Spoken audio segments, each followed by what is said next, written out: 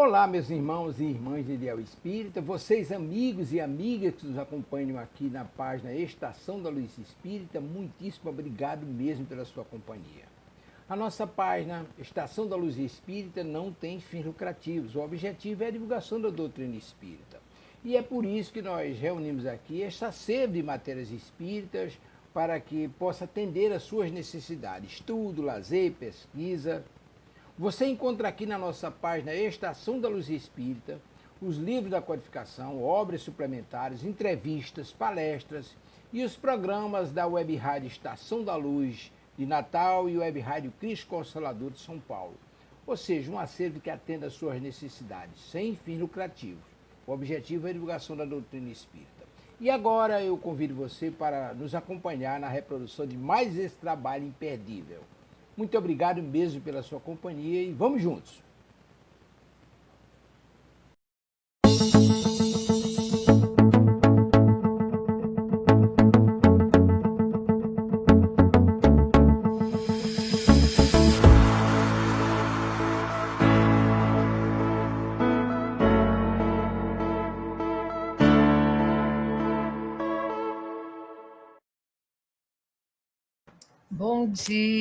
Bom dia a todos e a todas, irmãos e amigos em Cristo. Sejam todos muito bem-vindos a mais um programa pela nossa Web Rádio Cristo Consolador, o programa A Messe do Amor, né? Então, vamos lá, mais um sábado. Sábado hoje está bonito, aqui a semana choveu bastante, mas agora está um solzinho bem bom, não está calor demais, está gostoso. E desejo a todos e a todas um sábado de luz e de paz. E agora vamos nos conectar nesse momento a Jesus, nosso mestre e guia. Então, vamos fazer a leitura do nosso primeiro livro, que é o Pão Nosso. E vamos hoje fazer a leitura do capítulo 61, desse livro que é psicografado por Chico Xavier e ditado pelo Espírito de Emmanuel. E o título é O Homem com Jesus. Olha que delícia! E vai falar tudo assim, como que fica a nossa vida com Jesus. É bem gostoso. E é tirado da carta de Paulo aos Filipenses, capítulo 4, versículo 4. E diz assim: regozijai-vos sempre no Senhor. Outra vez te digo, regozijai-vos. Então, né, sede feliz, alegres com o Senhor, né? Então, Paulo estava incentivando aquela comunidade lá de Filipenses, de Cesareia de Filipe, que chamava a cidade, para que sejamos alegres, façamos o melhor para Jesus, mas com alegria, né? Então ele vai falar assim: com Jesus ergue-se o homem, da treva à luz, da inércia ao serviço, da ignorância à sabedoria, do instinto à razão, da força ao direito, do egoísmo à fraternidade, da tirania à compaixão, da violência ao entendimento, do ódio ao amor, da posse mentirosa à procura dos bens imperecíveis, da conquista sanguinolenta à renúncia edificante, da exortação à justiça, da dureza à piedade, da palavra vazia ao verbo criador, da monstruosidade à beleza, do vício à virtude, do desequilíbrio à harmonia, da aflição ao contentamento, do pântano ao monte, do lodo à glória. Homem, meu irmão, regozijemo-nos em plena luta redentora. Então, Paulo estimula que nós sejamos felizes e plenos na luta da vida do dia a dia, nessa luta redentora. Que píncaros de angelitude poderemos alcançar se nos consagrarmos realmente ao divino amigo que desceu e se humilhou por nós, né? Então, olha só aonde a gente pode chegar, né, se nós seguirmos Jesus. E aqui achei muito legal, meus amigos, quando ele fala assim, do vício à virtude. E às vezes nós temos muitos vícios, o vício da maledicência, de falar mal dos outros, né? Vício, qualquer vício, de cigarro, de bebida, qualquer vício. O vício até de, eu sou muito nervosa. Eu sou assim, nasci assim, você assim. Não, isso aí é síndrome de Gabriela, né? A gente pode muito bem acalmar nossos ânimos, né? Então, Joana de Ângeles, a benfeitora Joana de Ângeles, ela dizia sempre que o verso do vício é uma virtude. Então, se eu tenho um vício, por exemplo, da impaciência, da intransigência, o verso desse vício vai ser o quê? A paciência. Então, que nós saibamos reverter os nossos vícios em virtudes. E aqui, nessa fala de hoje, diz que é totalmente possível nós revertermos os nossos vícios, né? Então, às vezes nós somos pessoas impacientes. Então, vamos reverter esse vício na paciência, né? Às vezes nós somos pessoas muito duras. Vamos ser mais piedosas, não é mesmo? Então, fica aí a lição inicial de Paulo à comunidade lá de Cesareia de Filipe, ao que deveria ser: regozijai-vos no Cristo. Então, que no nosso dia a dia, por que nós ficamos nessa viagem, né? Nós somos viajores, né? Daqui do mundo espiritual, do mundo carnal, para o mundo espiritual, quando nosso corpo morre. Do mundo espiritual para o mundo carnal, quando nós nascemos de novo. E ficamos nessa. Porque é assim que nosso espírito vai melhorando, né? Então, olha só quantas oportunidades nós temos nessa atual encarnação para que a gente já consiga vencer alguns vícios para poder chegar do outro lado mais leve, aptos a aprender mais coisas e voltar para uma vida menos sofrida, né? Que esse é o objetivo, até chegarmos a ser espíritos puros. Então, na sequência, meus irmãos, vamos continuar o estudo do Evangelho, do livro Luz Imperecível, livro esse que estuda a interpretação do Evangelho à luz da doutrina dos Espíritos. Estamos estudando ainda o Evangelho de Mateus e hoje nós vamos ver uma lição que é muito, muito, muito, muito estimulante para nós. É o fardo leve. Porque, às vezes, meus irmãos, a gente acha que a coisa está tão pesada para o nosso lado que a gente fala: que fardo leve é esse que Jesus prometeu para mim? Né? Vamos ver. Essa fala do fardo leve está no Evangelho de Mateus, capítulo 11, verso 30. E diz assim, Jesus diz assim: porque o meu jugo é suave e o meu fardo é leve. Poxa, gente, se foi Jesus que nos afiançou isso. Jesus não falou assim, talvez o meu fardo vá ser leve. Não, ele foi afirmativo. Porque o meu jugo é suave e o meu fardo é leve. Então, vamos entender direitinho essa passagem? Porque o meu jugo é suave. Vamos lá, o que Jesus quis dizer com isso?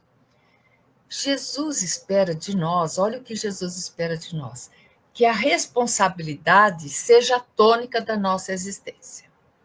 Então, nós não aprendemos desde pequenininho com os nossos pais, tem que ser responsável, assume as coisas que você faz, né? Então, Jesus também espera isso de nós, que a responsabilidade seja a tônica da nossa existência. Porque a vida só pode ser bem vivida porque uma vida, gente, quando ela é bem vivida, ela traz alegria, né? E nos pede trazer alegria para os outros. Então, aqui, Jesus está querendo de nós que nós não sejamos pessoas sempre pesadas para os outros. Aquela pessoa amarga, ranzinza, que já acorda falando, hoje está tudo ruim.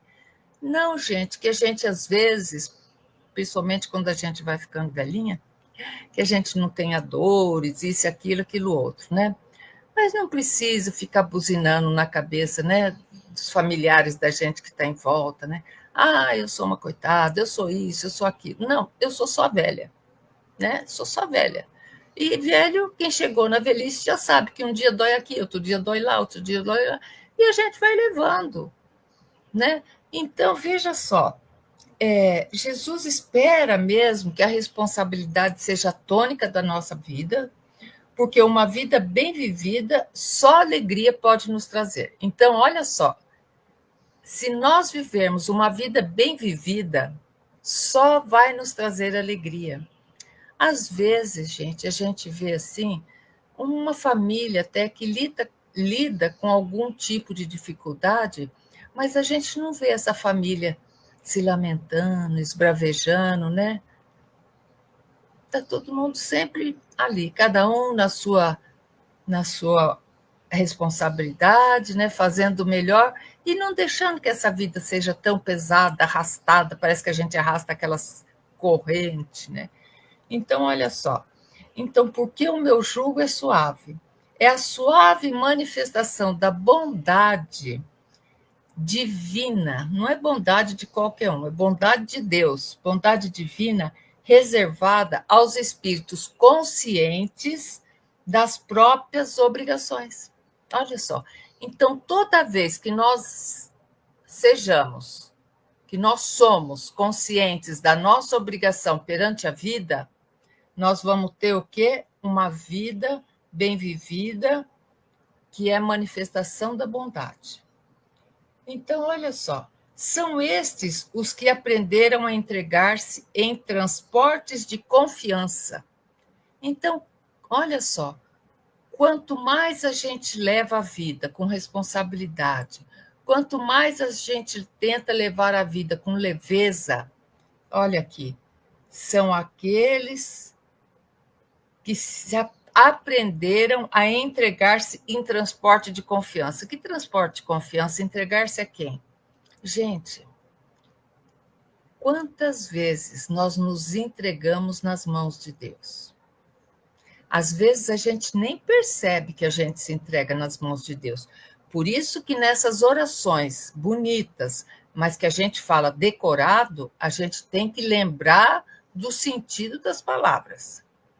Pai nosso que estais nos céus, santificado seja o vosso nome.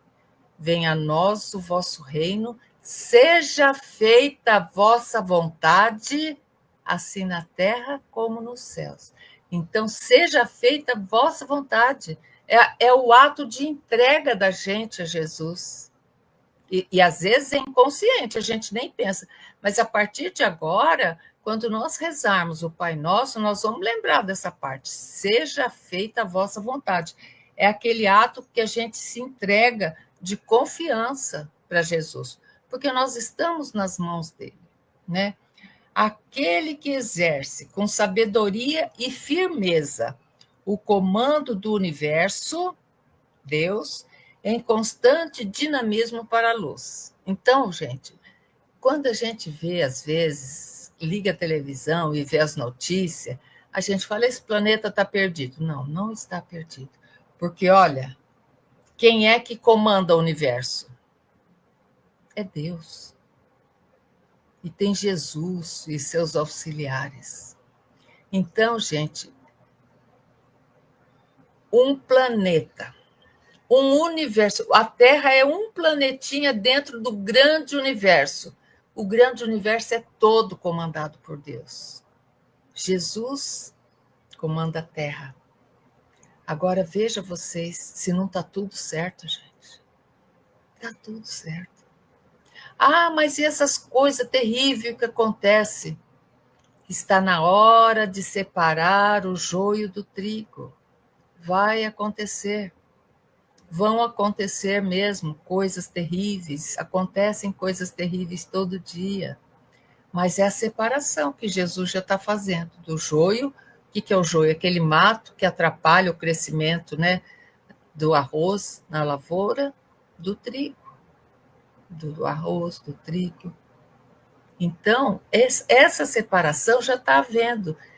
Deus, na sua infinita bondade, abre as portas dos umbrais, aqueles locais onde as pessoas que partem da terra em profunda angústia, sofrimento, dureza de coração, a mente delas cria aquele lugar que a gente chama-se de umbral e ficam lá presas por elas mesmas. E Deus, na sua infinita bondade, há várias décadas já abriu como se todas as portas dos umbrais e saíram todos aqueles espíritos sofredores e reencarnaram na Terra. Por quê? Para dar para eles a última oportunidade de vivenciar bem um planeta de provas e expiações.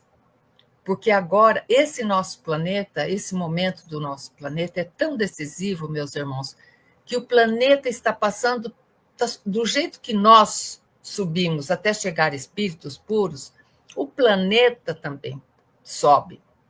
Nosso planeta já foi planeta inferior, da época dos homens da caverna. Agora é um planeta de expiações e provas e está passando devagarzinho para um planeta do tipo de regeneração, onde o mal ainda vai acontecer, mas vai ser assim, não é aquele mal premeditado. Eu vou lá, vou matar aquele cara, vou roubar. Não. Lá, isso não vai ter mais na regeneração, quando o nosso planeta todo for um planeta de regeneração. Então, Deus abre os umbrais, saem aqueles espíritos trevosos, como a última oportunidade deles vivenciarem um planeta de expiações e provas, porque quem se sair bem dessa encarnação, gente, por isso que eu falo, essa encarnação é mais importante das nossas vidas, porque quem se sair bem dessa encarnação, da próxima vez que reencarnar, já reencarna num planeta Terra regenerado, onde a dor não vai mais existir como existe hoje. As tristezas profundas não vão mais existir como existe hoje. E aqueles que não estiverem aproveitando esta última encarnação, Deus é um Pai de amor e bondade. A gente sabe que não existe inferno, Deus não manda ninguém para o inferno. O que faz? O espírito não aproveitou. Foi ruim de novo, por vontade própria, fez o mal. Não tem problema. Quando essa pessoa morrer, o corpo físico dela, seu espírito volta para o mundo dos espíritos e depois, quando for a hora dele reencarnar, ele não vai reencarnar mais no mundo de regeneração, onde nós esperamos que estejamos todos. Ele vai reencarnar ainda em outro planeta que esteja começando de provas e expiações, lá embaixo. Então, ele vai vivenciar toda essa dificuldade num planeta de provas e expiações, igual nós vivenciamos, e estamos quase saindo. Então, nós estamos quase passando de ano, gente. A gente tem que passar com 10 com estrelinha, com mérito, não é mesmo? Olha só. Então já entendemos por que o fardo é leve, o jugo é suave. O jugo é suave porque é Deus que está no comando. E ele nos criou filhos dele. E que pai que quer o mal para o seu filho? Então, imagina. E Deus, sendo nosso pai, ele quer o melhor para nós. E o melhor para nós é nos dar oportunidades de melhorar, de viver aqui na Terra melhorando, já voltar num outro nível. Né? Então, olha só, isso é o meu jugo é suave. E que será que é o meu fardo é leve? Aí a gente pode pensar assim, poxa, leve, mas eu só levo reada, né? Às vezes a gente pensa, né? E olha só, os mandamentos do Senhor, representando a carga de trabalho que nos cabe executar, são de fato leves e libertam a criatura. Então, aqui, o que os autores estão falando? Estão falando assim, que se nós cumprirmos os mandamentos do Senhor, né, as leis divinas que já estão na nossa cabeça, e cumprirmos a nossa carga de trabalho. O que é a carga de trabalho? A nossa vida aqui pela Terra. Né? É como, desde o nascer até o morrer do corpo físico, é como se fosse o nosso trabalho. Né? Então, olha só, os mandamentos do Senhor, representando a carga de trabalho que nos cabe executar, são de fato leves e libertam a criatura. Então, o que quer dizer? Se nós vivemos como se fosse 8 horas de trabalho, mas é a nossa existência, né? Começo e fim da nossa existência. Se nós vivermos conscientes da nossa responsabilidade, se nós vivermos mais leve, com mais leveza, confiantes que o jugo é suave, porque Deus está no comando. Os benfeitores estão nos ajudando a todo momento, e Jesus, que é mais íntimo da gente, está ali, passou aqui pela terra, deixou exemplos que só nos cabe seguir agora. Então, vejam, né? Quando a gente vive a vida desse jeito, a gente leva uma vida com mais leveza e libertam a criatura. Vamos entender isso aqui. O jugo do mundo atribula o homem, não é? Porque, poxa, o mundo nos julga, a sociedade nos julga, né? Se é porque é mulher, é porque ainda a sociedade acha que a mulher tem que ganhar menos do que o homem, né? E, às vezes, ainda a gente vê, né, tanto machismo contra as mulheres, né? Então, a gente fala assim, ó, o jugo do mundo atribula o homem. Então, muitas vezes, aqui, ó, o jugo do mundo, que nem o mundo... Vamos a um exemplo que eu sempre falo. Gente, há uns 30 anos atrás, 20 anos atrás, quem tinha diploma de faculdade, ó, estava top de linha. Gente, o que é um diploma de faculdade hoje? Não é quase nada. O jugo do mundo exige que a gente tenha uma especialização, depois que a gente tenha um mestrado, que a gente tenha um doutorado, que a gente tenha um PhD, MBA. Entende? Como o jugo do mundo é pesado. Então, olha só, atribula o homem. O fardo do mundo aniquila a criatura comprometida, aniquila a criatura e compromete, olha, que a sua vida física e espiritual. Vamos entender isso.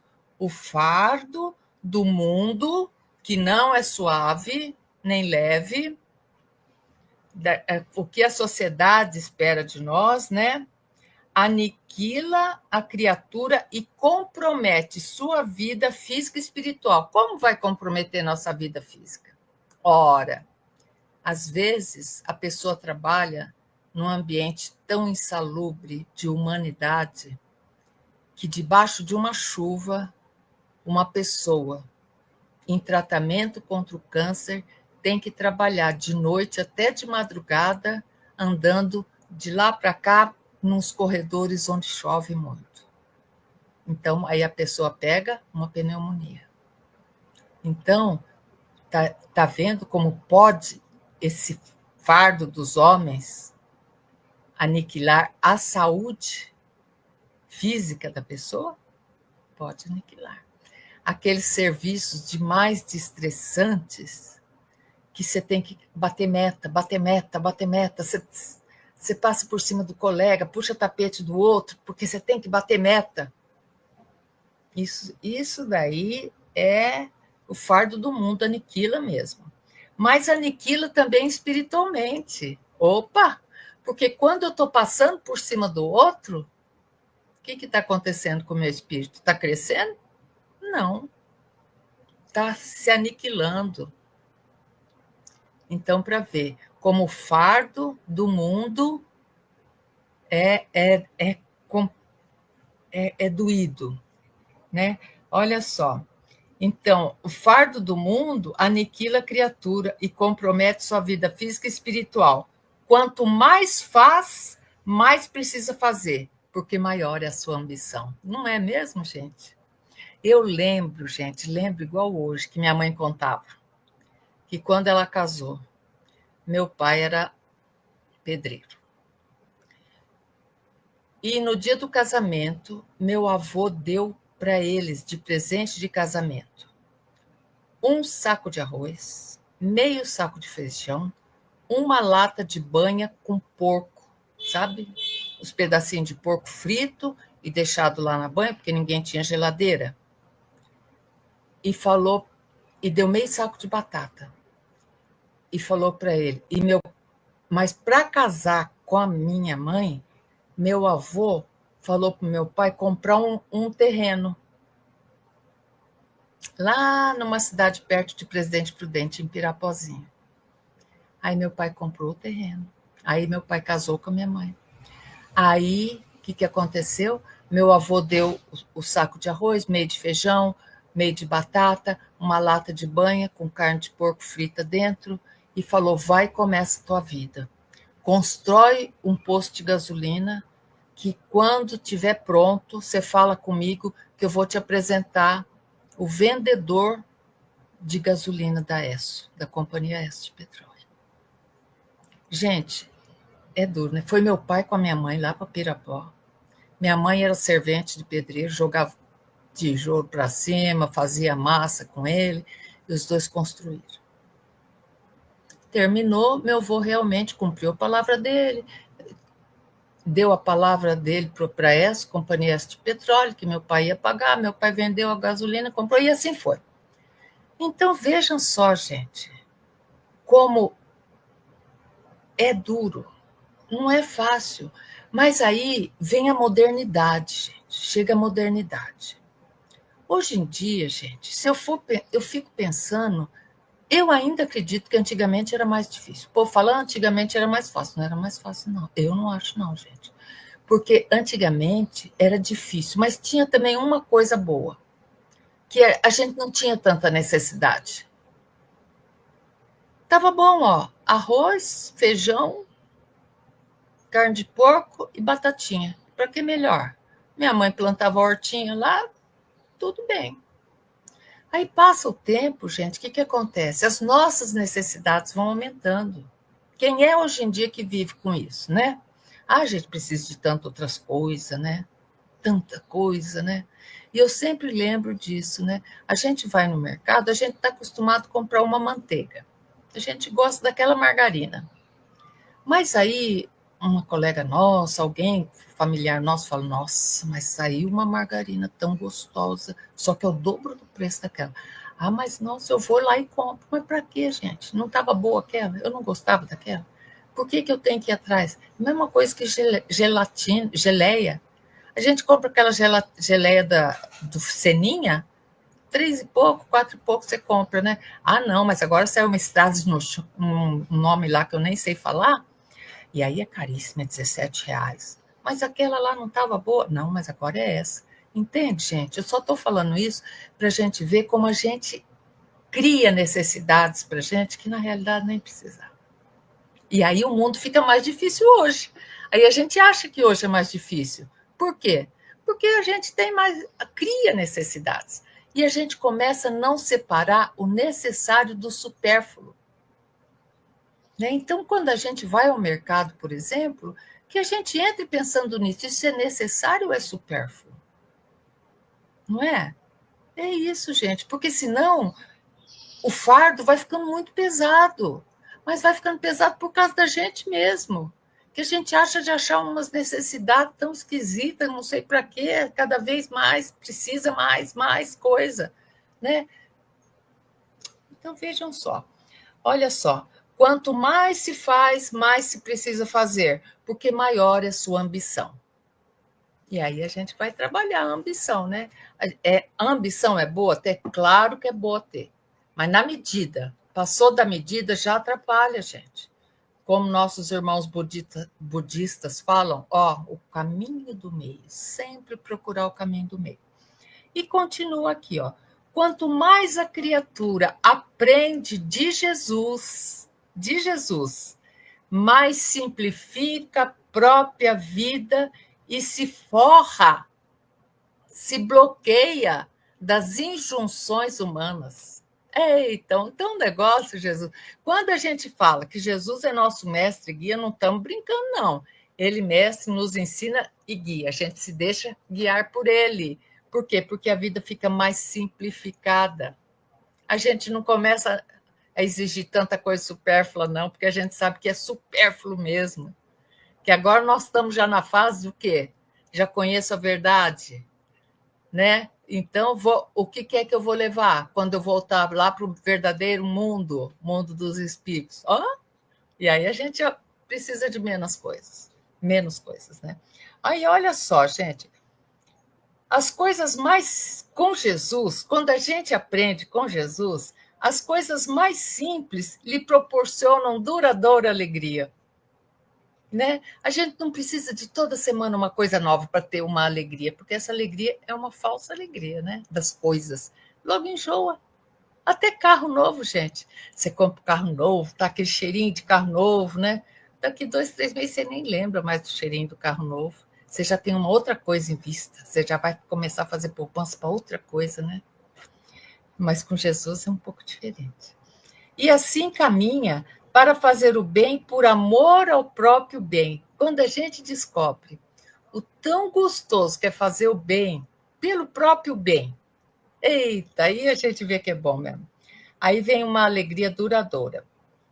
E então não há cansaço nem sacrifício, apenas alegria do espírito em harmonia com as leis do Criador. É isso que nós precisamos, estar em harmonia com as leis divinas, cujo pensamento quanto à humanidade coube a Jesus revelar. Então, Deus criou as leis divinas, mas quem nos revelou foi Jesus.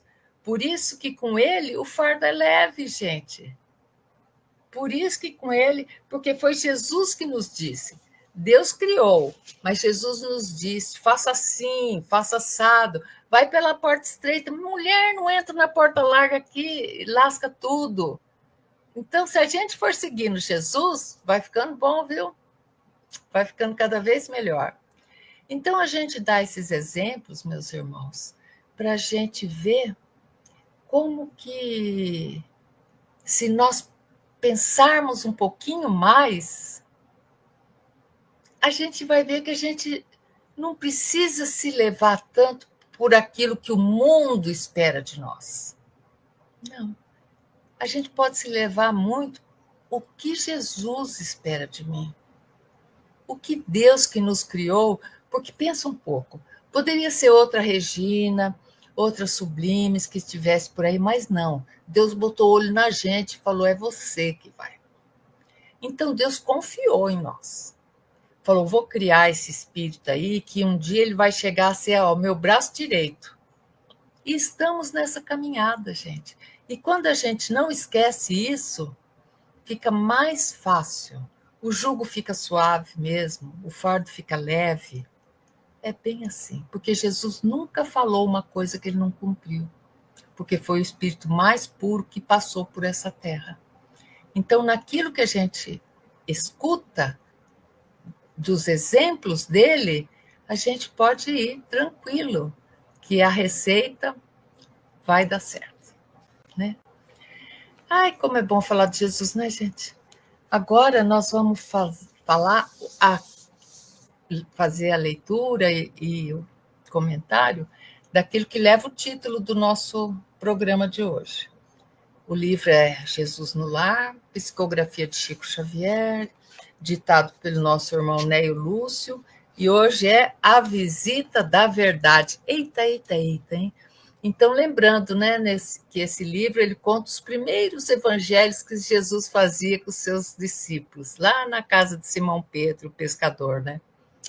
Então, vamos lá. A visita da verdade. Certa feita, disse o mestre que só a verdade fará livre o homem. Olha só, não falamos ali atrás, conhecereis a verdade e ela vos libertará? Vocês veem, gente, não é incrível, né?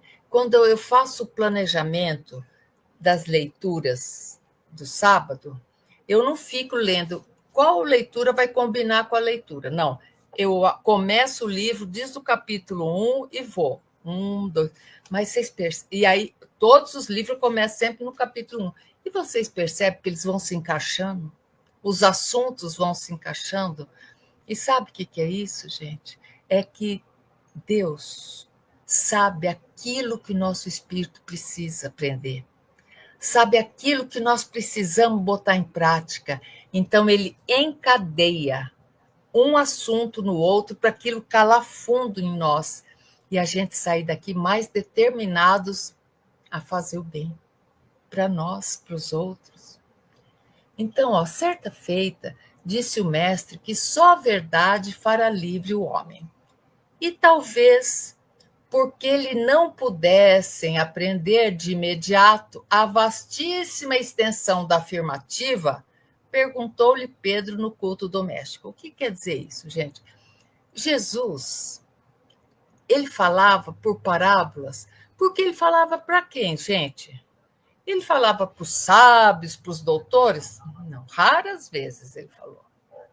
Ele falava para os humildes, para os simples ali, para os pescadores, para os pastores de ovelha, para os mercadores, para os cobradores de impostos.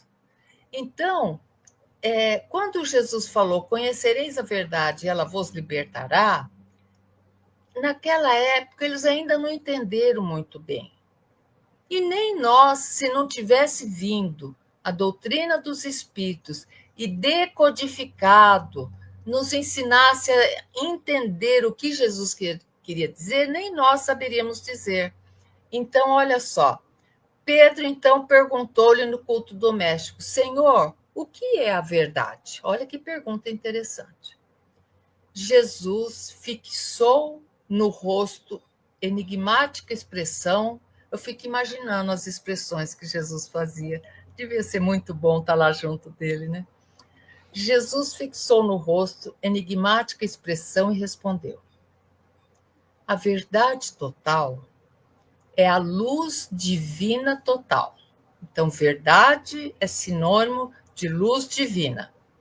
Entretanto, o homem ainda está longe de poder suportar essa sublime luz. Olha, gente, que coisa interessante.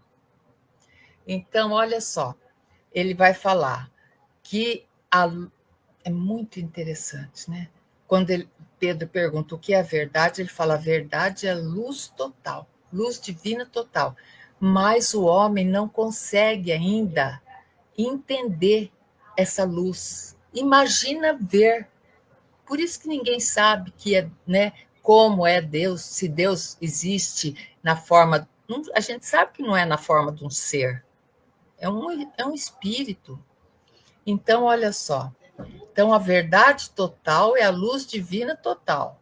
Entretanto, o homem ainda está longe de suportar a sublime fulguração. Lembra de Paulo, lá na porta de Damasco, quando Jesus apareceu para ele, que o cavalo relinchou e ele caiu do cavalo? Ele não conseguiu a luz, de ver a luz de Jesus. Ele ficou cego. E tanto que ele perguntou: quem sois? Aí Jesus falou: sou eu, Paulo, Jesus, aquele que você persegue. Imagina, Paulo, foi um soco na boca do estômago, né? Aí, vamos lá. Olha só, então diz que Jesus falou que a verdade total é a luz divina total. E que ainda a gente não conseguia ver a sublime fulguração dela. Reparando, Jesus era demais, gente. Reparando, porém, que o pescador continuava faminto de esclarecimentos novos, quer dizer, ele reparou ainda que Pedro não entendeu bem o alcance da coisa, luz, sublime, fulguração, né? Reparando, porém, isso, o amigo celeste meditou alguns minutos. Olha, Jesus pensava antes de falar, ele não falava à torta direita, não, né? E aí ele vai contar a história. Meditou alguns minutos e falou: numa caverna escura, onde a claridade nunca surgira, demorava-se certo devoto implorando socorro divino. Então, uma pessoa muito devota entrou numa caverna escura que não tinha nenhuma luz e ele ficava implorando o socorro divino. Declarava-se o mais infeliz dos homens. Não obstante, em sua cegueira, porque lá na caverna estava escuro, sentir-se o melhor de todos. Olha a contradição.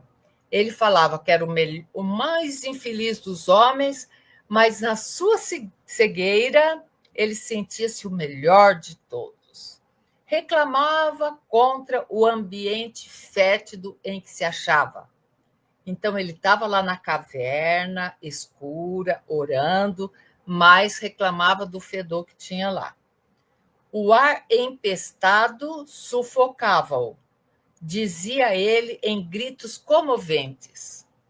Pedia uma porta libertadora que o conduzisse ao convívio do dia claro. Então ele não sabia sair daquela caverna, estava aquilo fedendo, e ele estava até com dificuldade de respirar aquele ar pesado, e ele gritava lá para que alguém conduzisse ele para o convívio do dia claro. Ele queria ir para o dia claro.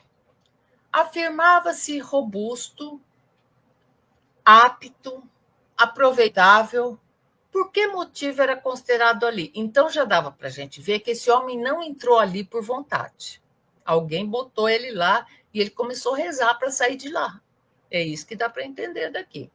Então, ele era uma pessoa forte, era apto para trabalhar, poderia ser aproveitável em qualquer trabalho, mas porque ele ficava ali dentro daquela caverna escura.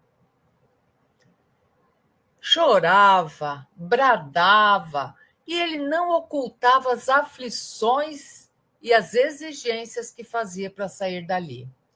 Que razões o obrigavam a viver naquela atmosfera insuportável?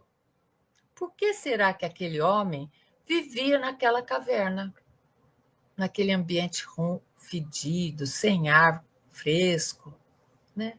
Se ele era forte, era um homem robusto, podia trabalhar tranquilamente. Notando nosso pai que aquele filho formulava súplicas incessantes entre a revolta e a amargura, profundamente compadecido, enviou-lhe a fé. Então, tá vendo como é uma história que Jesus contava? Não vamos levar isso ao pé da letra. É uma história que Jesus contava para ensinar para Pedro e para a multidão que assistia ele ali o que era a verdade. Tanto que o título é A Visita da Verdade. Então, olha só. Então, Deus, notando que aquele filho formulava súplicas incessantes entre revolta e amargura. Ele estava revoltado, mas também estava amargurado. Por que ele está ali, né? E aí ele ficava revoltado. Profundamente compadecido, Deus profundamente compadecido, enviou-lhe a fé. Olha que beleza! Para aquele homem que estava ali desesperado, enviou a fé. A sublime virtude exortou-o a confiar no futuro e a persistir na oração. Então a fé chegou e falou para aquele homem: persista aí, meu irmão, confie no futuro que vai dar tudo certo e continue a orar. A fé está fazendo o trabalho dela. O infeliz do homem consolou-se de algum modo, mas a breve tempo começou a lamuriar de novo. Ele se consolou por um tempo, depois começou a lamuriar de novo.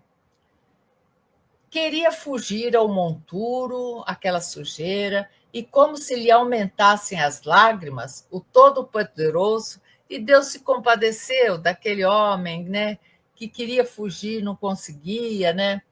E Deus já tinha mandado a fé, ele se consolou só por um pouco, mas aí o que Deus fez? Mandou a esperança. Mandou a esperança. Aí a esperança chegou, afagou a fronte toda suada do homem e falou-lhe da eternidade da vida.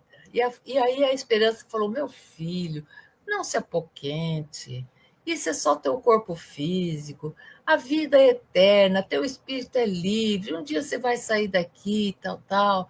E começou a esperança lá fazer o seu trabalho.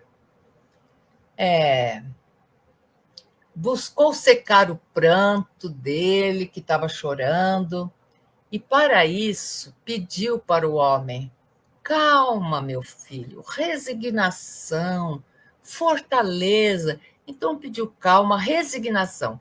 Resignação, minha gente, o que é? É ficar de braço cruzado esperando? Não. Resignação é, tá, eu estou com um problema. O que eu vou fazer para vencer esse problema?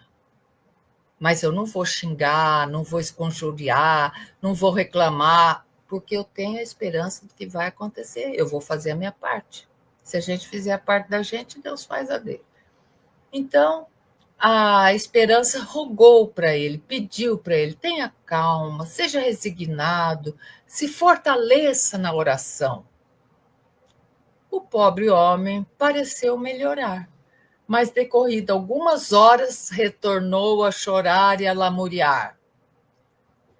Não podia respirar, clamava. Esse ar está muito pesado, né? Ele chamava, clamava em desespero. Condoído, Deus determinou o Senhor que a caridade o procurasse. Deus mandou, já tinha mandado a fé, já tinha mandado a esperança, agora Deus falou: vai lá, caridade, vai lá e veja o que você pode fazer por aquele nosso irmão.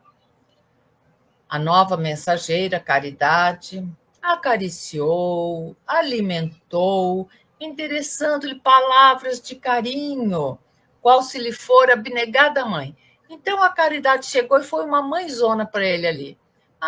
Limpou o suor dele, deu comida para ele, né? Falou palavras de carinho. Todavia, porque o mísero, desculpe, o mísero homem prosseguia gritando, ele já estava desesperado, revoltado.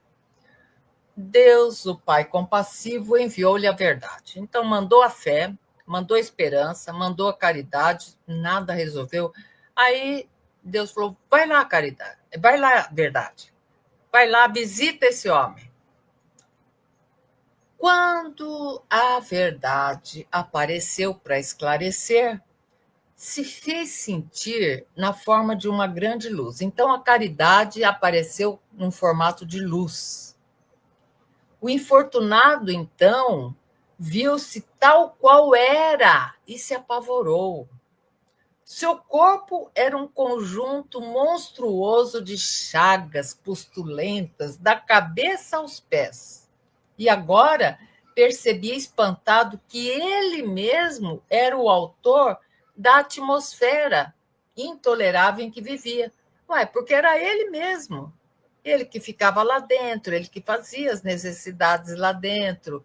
E aquilo não tinha abertura, ele não encontrava abertura. Ele mesmo que fazia a sujeira lá dentro. O pobre homem tremeu, cambaleou, e notando que a verdade serena lhe abria a porta da libertação, a verdade foi lá para abrir a porta da libertação, para ele sair daquele lugar, horrorizou-se de si mesmo. A hora que a verdade abriu a porta da libertação, ele horrorizou-se de si mesmo, sem coragem de cogitar a própria cura.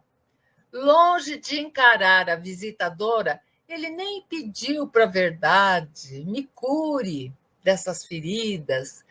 E ele não conseguia nem olhar para a verdade que aparecia naquela luz, frente a frente, para aprender a limpar-se e purificar-se. E o que esse homem fez?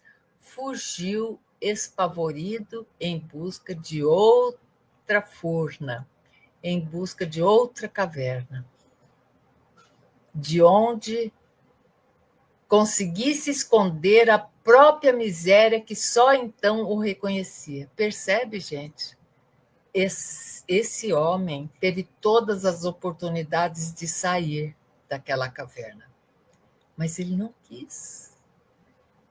Será que isso não é o que acontece com nós muitas vezes? A gente não tem a humildade para pedir para Deus, oh meu Deus, muda esse meu comportamento que está me fazendo tão mal ser toda nervosinha desse jeito, né? Mas às vezes Deus manda oportunidades para a gente curar aquilo e a gente não vê, a gente não quer ver. E volta aquele jeito, porque eu sou assim.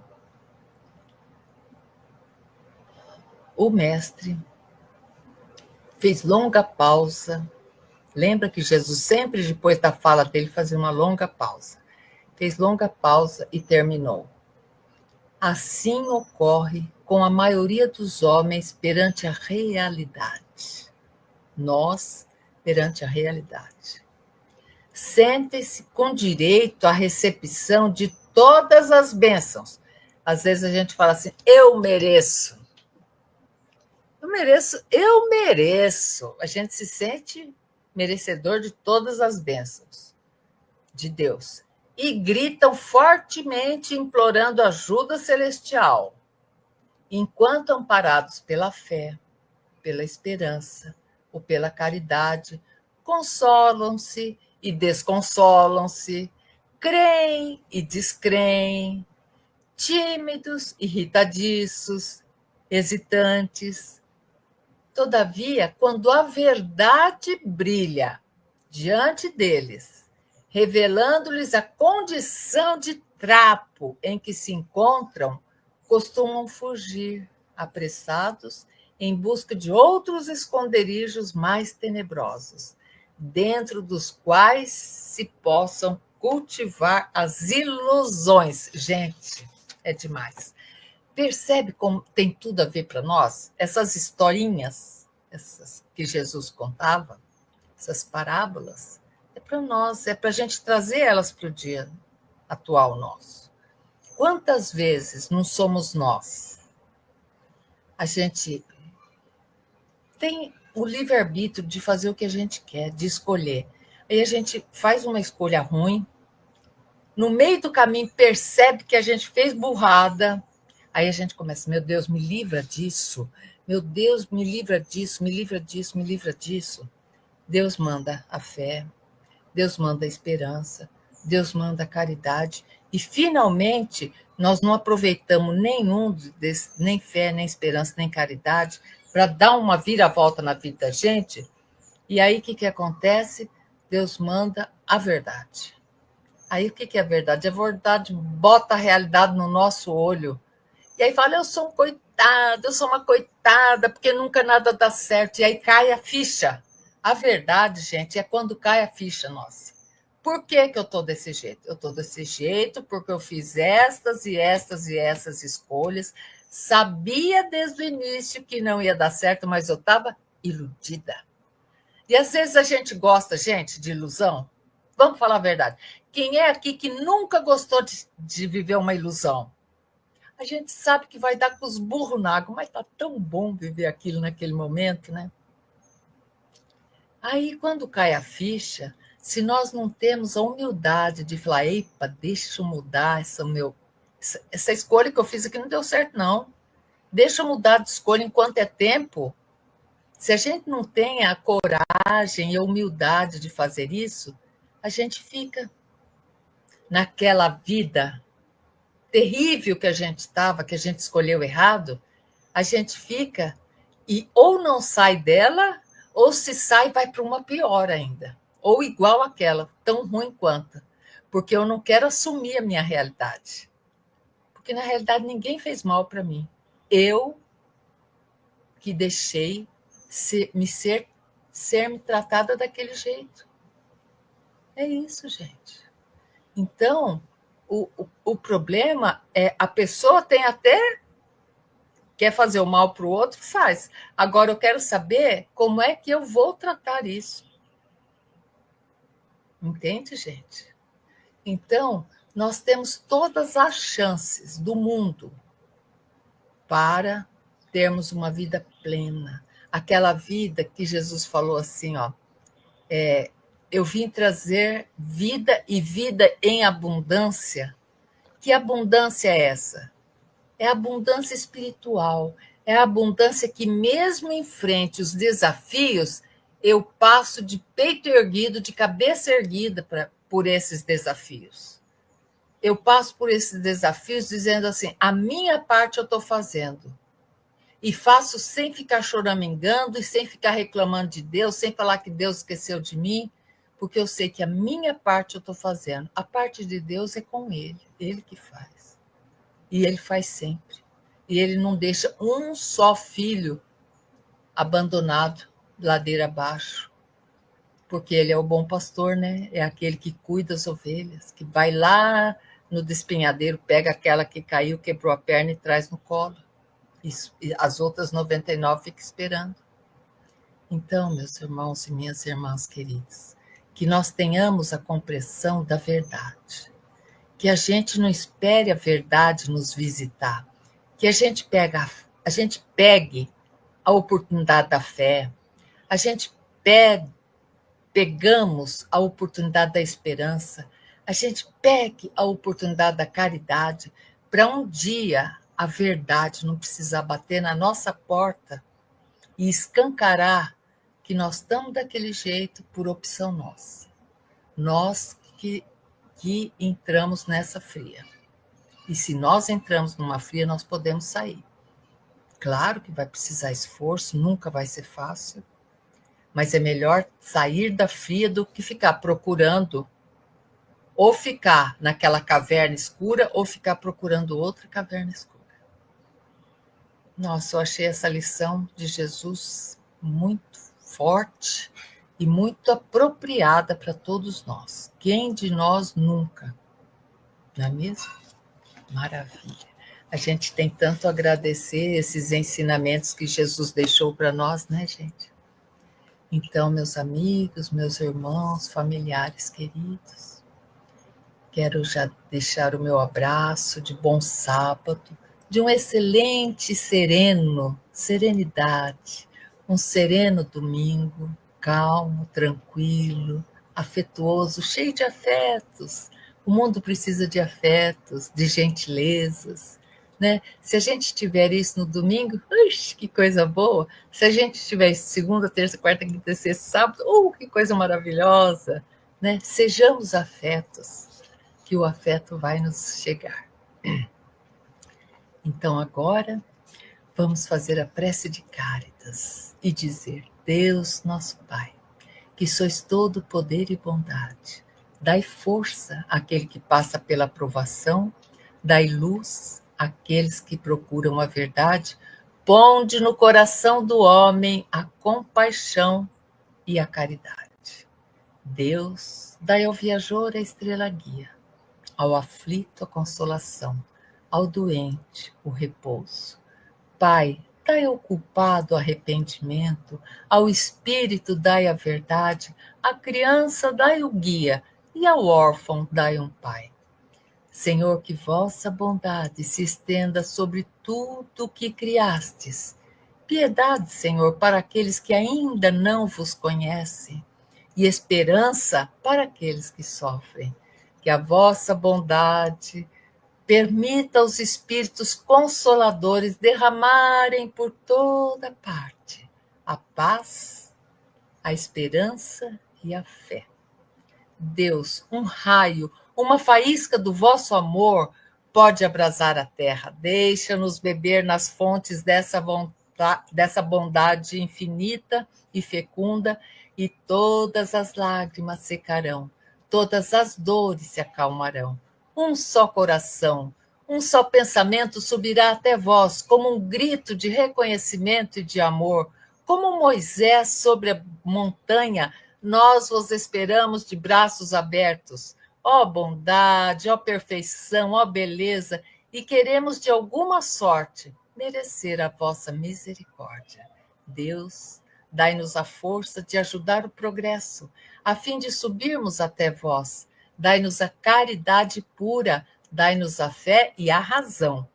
Dai-nos a simplicidade, que fará das nossas almas o espelho onde se refletirá a vossa mensagem. Essa prece foi ditada por Madame Creel, recebida na noite de Natal do ano de 1873, num círculo espírita chamado Grupo Comera, lá em Bordeaux, na França. E essa prece nos acompanha no nosso dia a dia, que é uma prece que dá muita esperança. Recebam todos meu abraço, que Jesus possa abençoar a todas as famílias, a todos os amigos, e que tenhamos cada vez mais a determinação de seguirmos os ensinamentos de Jesus, nosso mestre e guia. Muito obrigada. Até a próxima.